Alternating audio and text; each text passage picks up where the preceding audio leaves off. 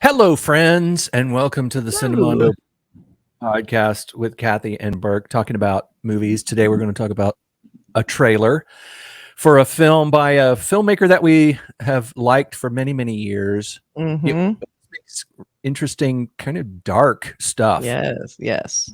Yeah, I love David Fincher. David Fincher. He's a fantastic filmmaker. He's got that dark, very deliberate, like kind of quiet sort of filmmaking thing. But boy, I loved Mindhunter. That was A+ the whole way. So good. Yeah. So I was very excited to hear he's doing something else for Netflix, because Mindhunter was great. And I know they're not going to do anymore. And I was really bummed because they just got to Charlie Manson. Yeah. Well, he can be pretty grim in his stuff. You know, he did that Zodiac film, which was pretty heavy. He appeared on the scene by being very controversial, by taking a beloved, a beloved franchise, Alien and Aliens, and doing Alien 3, which alienated a lot of people and kind of got him gave him a sort of a bad reputation right at the front, right at the beginning of his career. But the thing is, there was something about that film that was really, on its own, it was really nicely done. Of course, the storytelling was great, beautiful to look at, and very interesting and stylized in certain ways that you have grown to recognize as his style. Yeah. And then Seven, of course, Yeah, I loved Seven. I think that's still my favorite movie of his, because it's so iconic. I mean, I'm still saying, what's in the box? It's like, David. Still use that today. So it's like that never gets old. But it's a very, very iconic film. Kevin Spacey is in a whole new level of creep factor now. It's a great actor. Yeah. It just was so mind-blowing at the time. And it's a great crime whodunit with a little bit of kind of extreme gore, and it was super great. So I really enjoyed that. So the fact he's kind of going back to that a little bit. Well, Seven to me was kind of an old-fashioned kind of thing. It was kind of like a theme murder thing, like the Dr. Phibes movies or something. There's Vincent Price films, or those old like Amicus kind of films where there's a killer and they're killing people based on the top 10 movies of 1942 or something. Some theme. Exactly. All the murders are connected, because that's always been fascinating, even though there's very few actual murderers who actually did that. Very few. But this is based on a graphic novel, I think you were saying. A French graphic novel. French graphic novel. Very interesting. Are the best. Oh, so good. I love French comic books. So I can't wait to see. Oh, there it is. Can't wait to see it. So it's got Michael Fassbender in it, who's always brings something new and creepy to things. And Tilda Swinton is in it. It's got a really good cast. Shall we roll that trailer? Let's roll it. All right.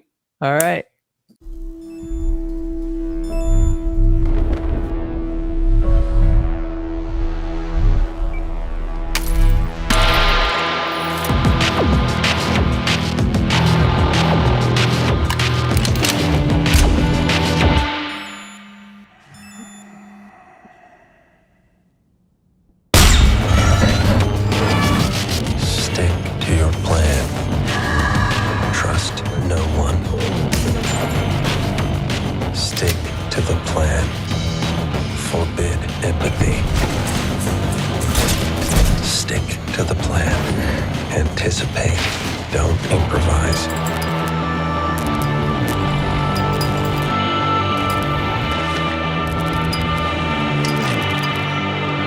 Stick to your plan. Never yield an advantage. Stick to the plan. Fight only the battle you're paid to fight.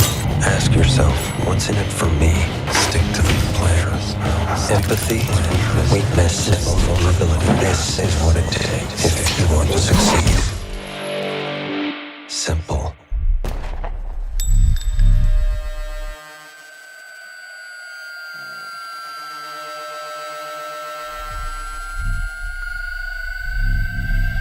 Looks heavy. Stick to the plan. That was creepy. It was like a mantra. That was really creepy. Woo. Yeah, it's All like right. the mantra of a sociopath. Well, at least someone who's trying to be a sociopath, he kept reminding himself not to have empathy, remind himself never to like give up. Maybe so, Right? yeah. Yeah. So he's like, I'm gonna be a psychopath about this. I'm gonna make sure that I am not gonna have That's weakness and not. true. It's creepy. A Very true creepy. sociopath wouldn't need to Yeah, say he wouldn't empathy is need a a mantra. weakness because he doesn't know what empathy is. So That's right. He's like, I don't have to worry about empathy. That doesn't exist for me. right. So, that looked great. It looked actually like a little bit. I mean, maybe it's the trailer, but because it was cut very fast. Yes. That it looked a lot more fast paced than I'm used to David Fincher having. Because usually he's like more of a creepy kind of slow burn vibe. Even though it kind of starts that way, where he's doing the yoga and he's got kind of his mantra, and you're like, I like where his watch kind of reminds him to breathe, like for a second, like, Yeah. like before you shoot, take a breath. That was great, and then you're like, wow, and then all hell breaks loose, total nuts. Like, what is happening? Yeah, it looks pretty intense. It looks like a I don't know. It looks like so many of his other movies are so well made, and I enjoy watching them in a way, but they are often rather unpleasant. They're very unpleasant. Yeah, they sort of focus on the dark aspects of things, and this looks like it's I think it's probably going to be described as a neo-noir, a dark cinema. There's some noir thriller books, like crime thriller books, like Jim Thompson kind of things, like Killer on the Road or something, where it tells a story from the point of view of the killer, this cold-hearted killer, and the way they plan their plan meticulously, and I must do this and this and this, and it's a little it's very disturbing to read that, because that people do kill people and people do make plans to kill people, and it's fascinating to kind of watch that kind of plotting conspiracy against life, taking someone's life, and also the predator aspect of it, and the feeling of like you feel like you're being watched, or like, is somebody aiming a gun at me? It's creepy. It's very scary. I don't know if I want to watch this. Looks too scary. Funny you bring up the idea of it being like detective novels, because this is the early poster for it, and it has that vibe where it looks like almost like an illustrated book cover. And I like how the killer is typed out. That title treatment is kind of intriguing. Like, the eye is like a person that's just been shot and he's lying dead. Oh, and it fell over, and then they have a bull hole. Yeah, that's what it is. Oh, that's so funny. I thought it was. And they did it in the trailer where the eye falls over. That's right. And they had the animation. That's really funny. That's pretty great. One thing that David Fincher has always done is the graphic design has always been really interesting with his things. His opening credits are great. I mean, if you go through and look for David, do a Google search, David Fincher opening credits. His opening credits are, and the graphic design in them, the use of the font and all that kind of stuff is always beautiful. Like, remember Seven opening credits? I was gonna say, I remember Seven was like a landmark credit sequence where they decide they could be separate, kind of like James Bond. They could be their own little pieces of art instead of just having type on top of footage. They created this whole storyline inside of with the graphics. It was really well done.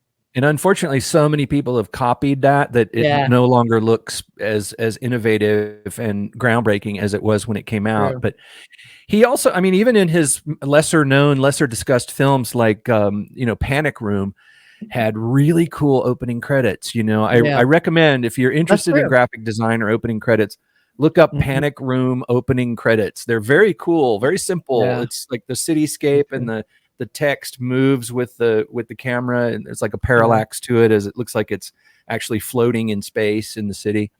Yep, that's right. I have the Seven. This one looked pretty cool. I have the Seven credit sequence if you want to look at it. Should we take a look at it? Take a look at it. I think that'd be kind of fun. It was innovative when gross, kind of icky style, like dirty. Everything was dirty and like bits and pieces of ripped paper and scrawled writing and stuff.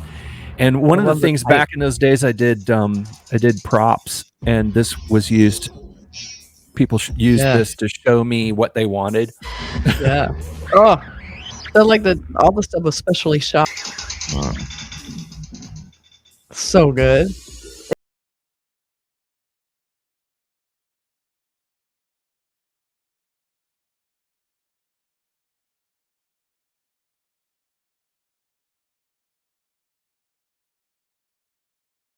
and people would say, "Remember the opening credits of Seven?" I'm like, "Yeah, I know, I got it. Okay, that's all you And need that to was say." 9 Inch Nails. That was a kind of remix of 9 Inch Nails. So Okay. That sounded very Trent Reznor to me. I was about to say, yeah, it has a certain 9 Inch Nails nailsiness to it. Yeah, for sure. So that was very cool. So let us know what you think of The Killer. What's your favorite David Fincher movie? Yeah. Or show? Yeah. And if it's the kind of thing that you think you're going to watch, I think I'm going to see it. I'll see it, but I always feel a little trepidation when I go into a David Fincher film, because I remember Zodiac. I used to read a lot of true crime, and something happened in our lives. Me and Kathy and a few of our friends got involved in some stuff that you may or may not know about, but go back in our history and you'll find out what I'm talking about. But it put us in the world of true crime, into the documentary world, the true crime documentary world. And for some reason, I sort of lost interest in true crime. I stopped reading it. I stopped watching those documentaries about true crime. And I used to read so much about the Zodiac and the Manson family and all that kind of stuff. And so when the Zodiac film came out, I remember seeing it and just feeling like, this is so depressing. It is depressing, so dark. But this is more like about a hitman, though, like a hitman who's going out for revenge. So it's not so much kind of true crime, I mean, it's fictional, a little more actiony. I mean, it's a little more action, oriented. So maybe it won't be as depressing as some of his other films. I'll let you know if it seems depressing. In the meantime, you guys be sure to like, subscribe, and comment. Let us know what you think of this trailer, and we'll catch you next time. I'll see this because it's David Fincher, but he's one of those. I'm gonna go in wary. Yeah, definitely. Like, gird yourself. Yes. All right. Okay. Bye, everybody.